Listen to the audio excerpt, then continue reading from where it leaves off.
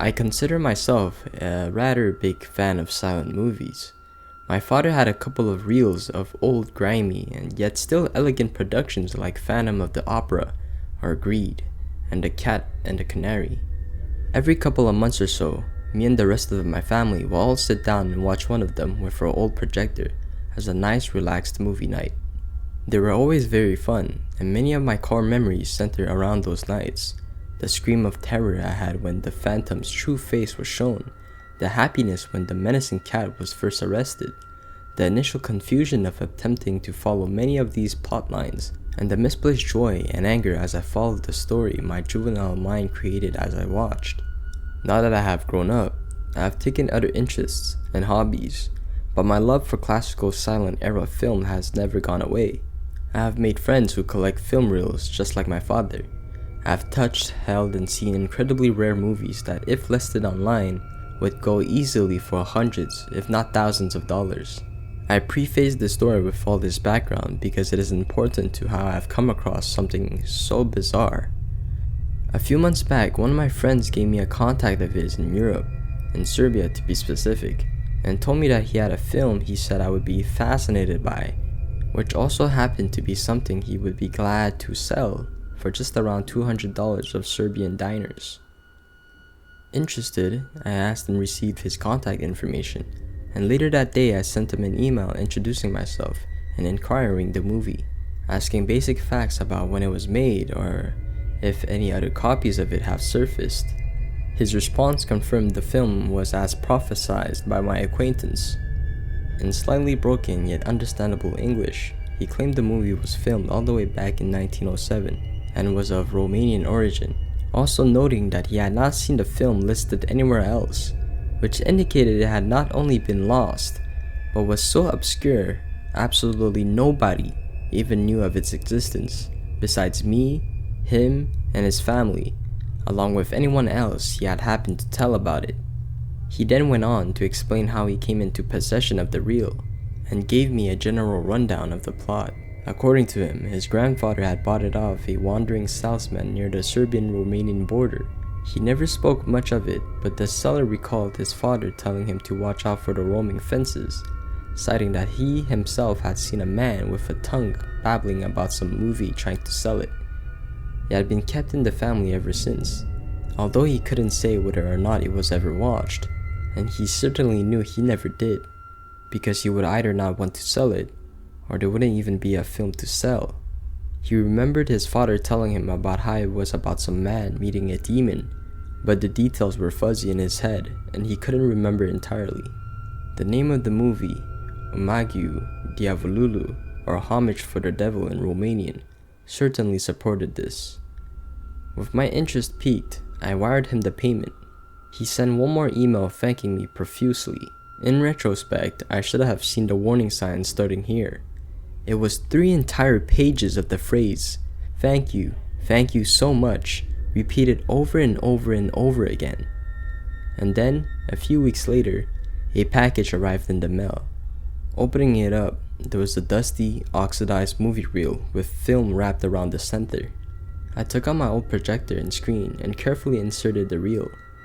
Turning it on and starting the movie, I had a strange uneasiness as I watched the film move.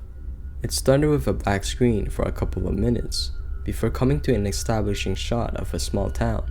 The picture clarity was unnaturally high for a movie so old, and it was clear that the town scene wasn't a model nor a set, but a real one.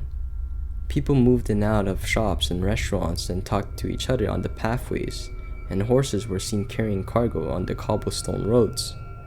After a couple of minutes of the shot, it cuts to a balding man writing something in a study of some sort. The room is dingy and dark, the only light being from a couple of candles at the table where the man is sat down. He's wearing a disheveled suit with a plain undershirt, and his pants have holes and cut off just around his ankles. I can't see his shoes, but I can infer that they were also in bad condition. After a few minutes or so of just writing, he gets up and walks to a door, opens it, and walks through. We cut to another room, very small and connecting to a sort of dining room. There's a bed in the back where we see an emaciated woman and a young girl lying. The girl has black hair while the woman wears a nightcap. Both wear white gowns and are under blankets that covers their lower bodies. The girl sways back and forth a bit and seemingly tries to keep away from the woman on her right, who is perfectly still, almost like a corpse.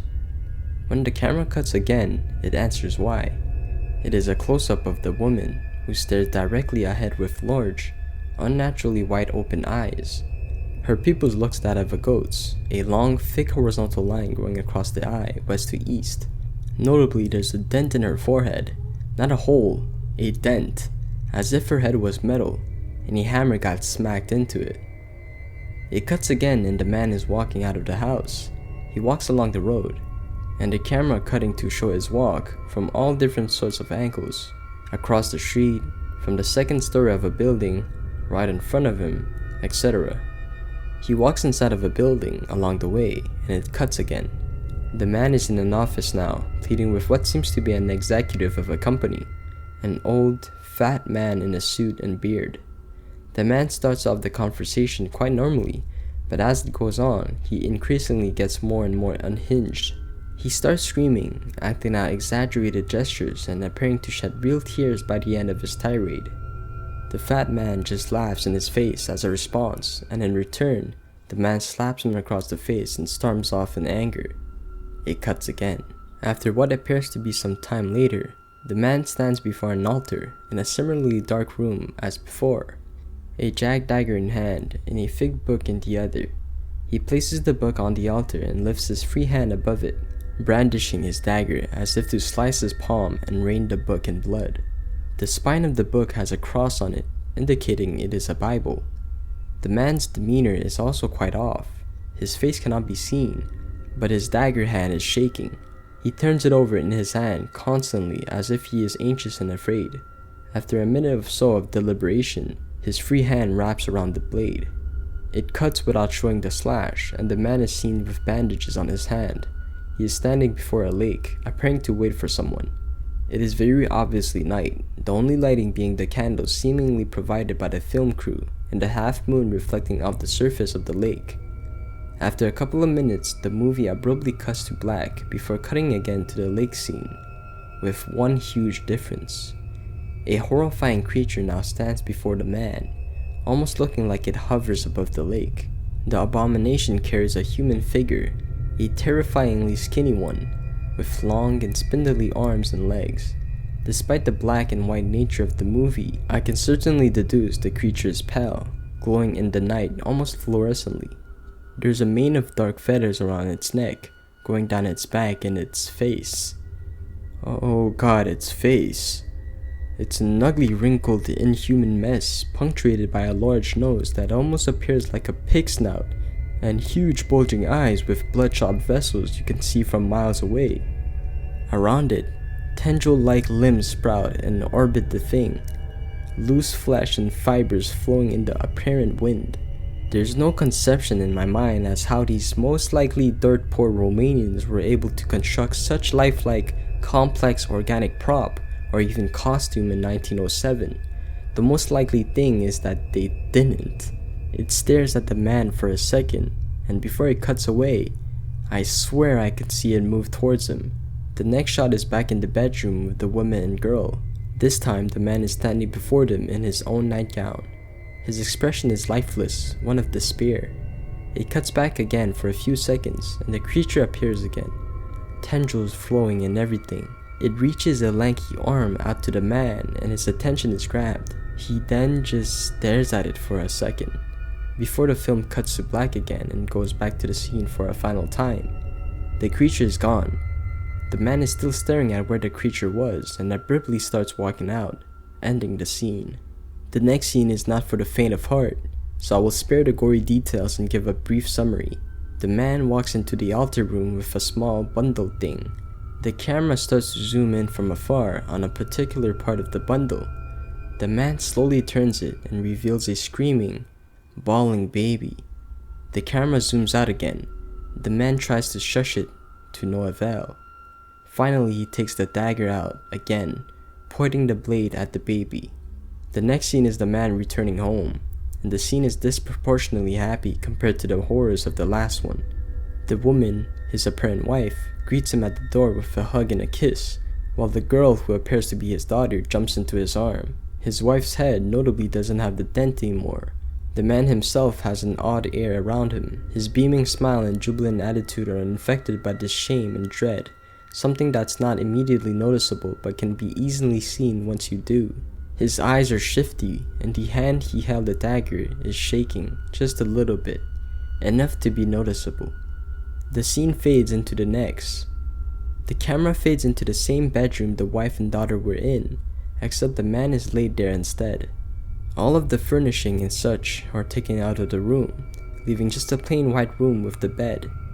The man coughs and turns around in the bed in agony. His bald head shines with sweat from his sickness, and he is clearly in a lot of pain. Just when the man is laid still and the scene appears to have run its course, a sudden pentagram appears on his chest. The lines of the star and circle burst into flames, igniting the man in the blanket. Soon, everything is on fire. The man can't be seen very well, but I can only imagine how fast he burnt into a human puddle. It is a clear repentance for his previous deal and sins. The last scene is a small funeral for the dead man. The coffin is already in the grave, and a gravedigger is on standby for when it's over. Only one figure had shown up, and it is not the man's wife nor his kid. It is a tall figure whose face cannot be seen due to the wide-brimmed hat it is wearing. A priest comes into frame with a Bible, quickly giving the man his last rites before leaving. The tall figure steps forward slowly and offers a single, unknown flower before the camera cuts to a black shot of the figure walking away. As the figure took its hat off, I audibly gasped as it revealed two large, dark horns as it walked away. The movie ends with no credits. I have no idea what to make of this movie. It is bizarre in a way I cannot hope to be seen replicated anywhere else. The frantic editing tells me it is a movie, but the lack of set designs and appearance of real emotions and the entity tell me it is not. I am so bewildered and confused. I fear I have stumbled across something that no man was ever supposed to see, and I hope this does not make its way out of my possession. The knowledge of its existence and the contents within could paint a target on my back and lead to the destruction of my life, and potentially the backbone of many other lives. Ever since I saw it that fateful day, around 3 months ago, there has been an aura around my house I cannot shake. Like if something was always watching me, observing me, and following me everywhere I go around the house. Whether or not it is the effect of the movie taking its toll on my mind even all this time later, or if it's something more than just paranoia, I'm not sure considering the nature of the thing I just saw in that film. I cannot rule out the possibility that some spirit or remnant of the man, entity, or someone else followed me all the way from Serbia, latch onto the film like a postal stamp to finally greet me once I exposed my eyes to that wretched tape. In spite of everything, I have but one question. If the devil was only at the funeral, what in the hell was that creature that the man saw?